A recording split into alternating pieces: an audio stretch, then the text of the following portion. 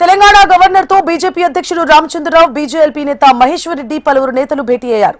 Health పాలసీపై governor కు వినతి పత్రం అందజేశారు. హెల్త్ పాలసీపై హైకోర్టు జడ్జితో కమిటీ వేసి విచారణ చేయించాలని కోరారు. ప్రజాధనం పరిరక్షణ కోసం చర్యలు తీసుకోవాలని విన్నవించారు.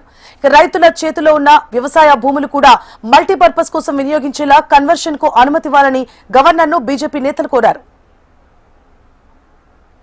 హైదరాబాద్ ఇండస్ట్రియల్ ల్యాండ్ ట్రాన్స్ఫర్మేషన్ ఏదైతే తీసుకొచ్చారో ఈ యొక్క జియోని భారతీయ జనతా పార్టీ వ్యతిరేకిస్తూ దీనివల్ల అనేక మందికి ఈరోజు నష్టం జరిగేటటువంటి అవకాశాలు ఉన్నాయి. అంతేకాకుండా ల్యాండ్ కన్వర్జన్స్ పేరు మీద హిల్ట్ అనేటటువంటి ఒక జియో ద్వారా హైదరాబాద్ నగరంలో ఉన్నటువంటి ఒక ఏవైతే ఇండస్ట్రీస్ కు ఆ రోజు కేటాయించే భూములు ఉన్నాయో అది రియల్ ఎస్టేట్ లో ఒక సంస్థలకు దారాదత్తం చేసేటటువంటి ప్రయత్నం.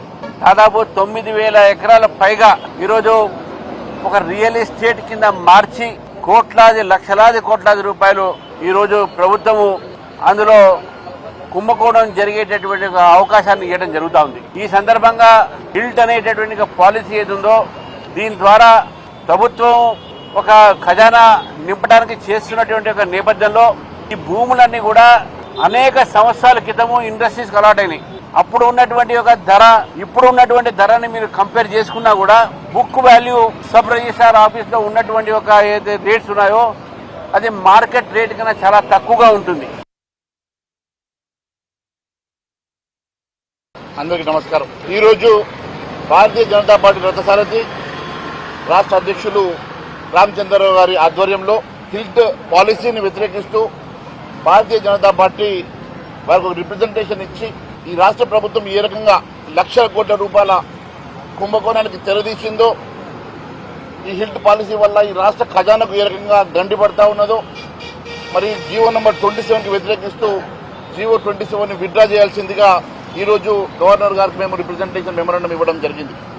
మరి తప్పకుండా ఇప్పుడు అధ్యక్షుడు చెప్పినట్టుగా అనేకమైనటువంటి అవినీతి అంశాలు, 6 గ్యారంటీలు, 420 హామీలకు నెరవేర్చిన పక్షంలో 2 సంవత్సరాలు ఈ ప్రభుత్వం పాలన పూర్తి చేసుకున్న సందర్భంగా ఇచ్చినటువంటి ఏ ఒక్క హామీ నెరవేర్చిన ఈ ప్రభుత్వ విధానాలకు వ్యతిరేకంగా, అనేక కుంభకోణాలకు వ్యతిరేకంగా, ముఖ్యంగా హిల్ట్ పాలసీకి వ్యతిరేకంగా, జిహెచ్ఎంసీ పరిధిని మరి పెంచుతూ తీసుకొచ్చినటువంటి జియోకు వ్యతిరేకంగా, అనేకమైనటువంటి కుంభకోణాలకు వ్యతిరేకంగా మరి ఈ నెల 7వ తారీఖు రోజు వారి ఆధ్వర్యంలో జరిగేటువంటి పెద్ద ఎత్తున నిరసన దీక్షలో అందరూ పాల్గొనాల్సిందిగా కోరుకుంటూ మరి తప్పకుండా భారతీయ జనతా పార్టీ ఈ ప్రభుత్వ విధానాలకు వ్యతిరేకంగా పోరాటం చేస్తుందని చెప్పి మరొకసారి తెలియజేసుకుంటూ ధన్యవాదాలు తెలియజేస్తా ఉన్నాను.